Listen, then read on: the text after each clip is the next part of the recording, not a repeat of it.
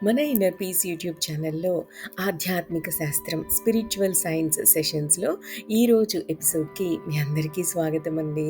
మనం ఈ spiritual science సెషన్స్లో meditation గురించి తెలుసుకున్నాం, ధ్యాన శాస్త్రం గురించి తెలుసుకున్నాం, తర్వాత థాట్ పవర్ గురించి తెలుసుకున్నాం, మైండ్ పవర్ గురించి తెలుసుకున్నాం, మైండ్ రీప్రోగ్రామింగ్ గురించి తెలుసుకున్నాం, రీసెంట్గా లా ఆఫ్ గివింగ్ గురించి కూడా తెలుసుకున్నాం, అవునా? అయితే ఈ రోజుటి నుంచి మనం ఈ స్పిరిచువల్ సైన్స్ సెషన్స్లో రిలేషన్షిప్స్ గురించి మాట్లాడుకుందాం. రిలేషన్షిప్స్ అంటే సంబంధ బాంధవ్యాలు. అసలు ఈ రిలేషన్షిప్స్ ఎందుకు, అవి ఎలా మొదలవుతాయి, ఎలా కంటిన్యూ అవుతాయి, అలాగే రిలేషన్షిప్స్ ఎలా బ్రేక్ అవుతాయి అన్న విషయాల గురించి మనం కొన్ని ఎపిసోడ్స్ డిస్కస్ చేసుకుందాం. సో రిలేషన్షిప్స్ ఎలా మొదలవుతాయి అన్న విషయం బాగా అర్థమైతే ఆ రిలేషన్షిప్ని ఎక్కువ కాలం మనం నిలబెట్టుకోగలుగుతాం అన్నమాట.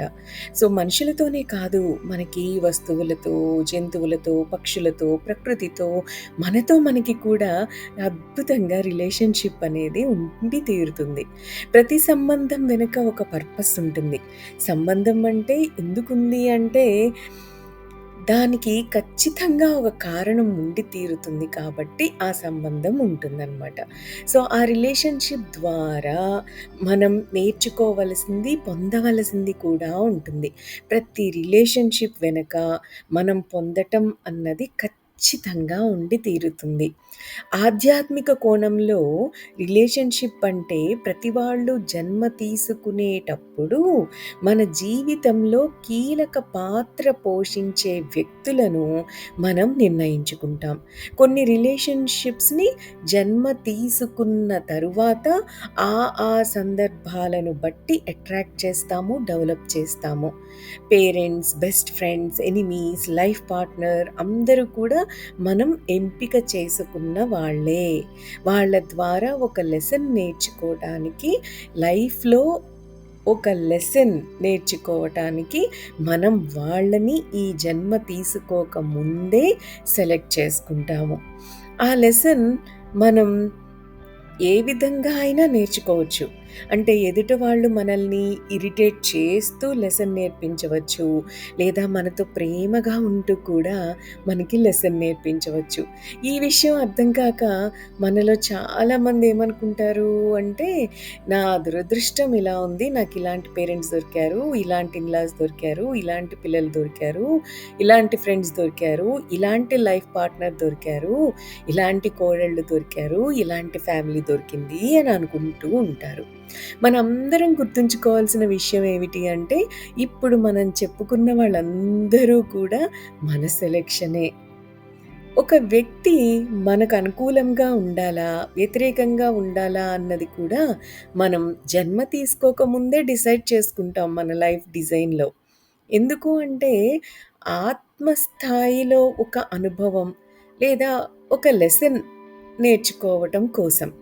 ఎప్పటికప్పుడు ప్రెజెంట్ మూమెంట్‌లో మన ఆలోచనలకు, మన కోరికలకు, మన గుణాలకు అనుగుణంగా మన చుట్టూ ఉన్న వ్యక్తులను మన జీవితంలోకి ఒక 5 నిమిషాల కోసమో, ఒక గంట కోసమో, ఒక రోజు కోసమో, కొన్ని నెలల కోసమో, కొన్ని ఇయర్స్ కోసమో వాళ్ళని లా ఆఫ్ అట్రాక్షన్ ద్వారా మన జీవితంలోకి మనం వెల్కమ్ చెప్తూ ఉంటాం. అలా అట్రాక్ట్ చేసిన ఆ రిలేషన్షిప్ ద్వారా కొన్ని అనుభవాలను, అలాగే మనం నేర్చుకోవలసిన కొన్ని లెసన్స్‌ని నేర్చుకుంటూ ఉంటామనమాట. అలా నేర్చుకోవటానికే ఆ రిలేషన్షిప్‌ని మన లైఫ్‌లోకి మనం ఆహ్వానిస్తున్నాం. మన లైఫ్‌లో ఒక ఫ్రెండ్ అయినా, ఎనిమీ అయినా, ఎవరైనా కానీ, జన్మకు ముందు కానీ, జన్మ తరువాత కానీ, కేవలం మన సెలక్షన్‌తోనే మన లైఫ్‌లోకి వెల్కమ్ చెప్తూ ఉంటాం. కేవలం మనం మాత్రమే సెలెక్ట్ చేసుకున్న రిలేషన్షిప్స్‌నే మనం మన జీవితంలోకి ఆహ్వానించుకుంటాం. లేదా మన లైఫ్‌లో మనకున్న రిలేషన్‌షిప్స్ అన్నీ కూడా కేవలం మనం మాత్రమే సెలెక్ట్ చేసుకున్న రిలేషన్‌షిప్స్ అన్నీ కూడా మనమే సెలెక్ట్ చేసుకున్నాం. మళ్ళీ ఆ రిలేషన్‌షిప్స్ గురించే మనమే కంప్లెయింట్ చేస్తూ ఉంటాం. ఎలా? ఎలా కంప్లెయింట్ చేస్తాం? వీళ్ళు నాకు నచ్చలేదు, వీళ్ళు నా ఇంట్లో నుండి వెళ్ళిపోతే బావుంటుంది, వీడంత దరిద్రమైన వాడు లేడు, ఎంత దరిద్రమైన ఫ్యామిలీ నుండి కోడళ్ళు నా ఇంటికొచ్చారు, ఇలాగే ఏదో ఒక రకంగా అంటూ ఉంటారు.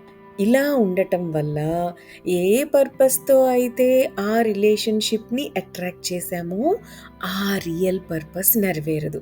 ఎందుకు? అక్కడ ఆ రిలేషన్‌షిప్ మీద మనకి బోలెడు కంప్లెయింట్స్ ఉన్నాయి కాబట్టి. సో, ఆ రిలేషన్‌షిప్‌ని మనం ఎందుకు అట్రాక్ట్ చేశామో, ఆ రియల్ పర్పస్ నెరవేరదు. అందరం గుర్తుంచుకోవాల్సిన విషయం ఏమిటి అంటే, ప్రతి వ్యక్తి మన జీవితంలోకి ఒక లెసన్, ఒక లైఫ్ లెసన్ లేదా ఒక కానుకను తీసుకొని వస్తారు. ఆ వచ్చే పర్సన్ శత్రువు రూపంలో కూడా ఉండవచ్చు. అలా శత్రువుగా ఉంటూ మనకి సహనాన్ని నేర్పే కానుకను తీసుకొని రావచ్చు. అలాగే ఎలాంటి సిట్యుయేషన్‌లో అయినా రియాక్ట్ అవ్వకుండా కూల్‌గా సిట్యుయేషన్‌ని డీల్ చేయటం ఆ శత్రువు రూపంలో ఉన్న వ్యక్తి మనకి నేర్పవచ్చు. అదే వాళ్ళు మనకిచ్చే కానుక అయ్యుండొచ్చు. అది కూడా కానుకే కదా!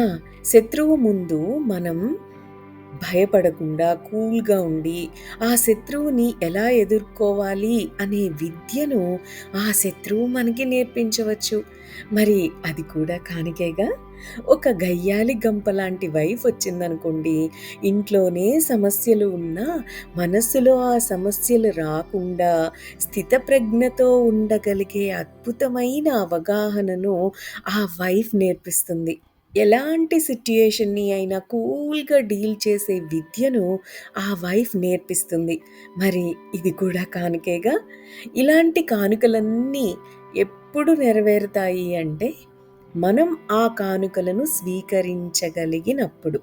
మరి మనం ఎప్పుడు స్వీకరించగలుగుతాము అంటే, మన ముందు ఉన్న రిలేషన్‌షిప్‌ని మనం సంపూర్ణంగా అంగీకరించినప్పుడు. కానీ మనం వీటినంత ఈజీగా యాక్సెప్ట్ చేయలేం కదా! కానీ we should accept people as they are. అలా ఎప్పుడైతే మనం ఉండగలమో, అప్పుడే మనం ఎదుట వ్యక్తి మనకిచ్చే కానుకలను కానీ, లెసన్స్‌ని కానీ అందుకోగలుగుతాం.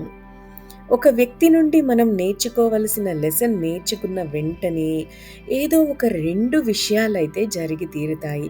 ఆ వ్యక్తి మన జీవితంలో నుండి వెళ్ళిపోవటం కానీ జరుగుతుంది. లేదా ఆ వ్యక్తి యొక్క గుణగుణాలు అన్నీ కూడా మనకు అనుకూలంగా మారిపోవడం మాత్రం తప్పకుండా జరుగుతుంది. రిలేషన్‌షిప్స్‌ని ఆనందమయంగా మనమే మార్చుకోవచ్చు. ఎలా?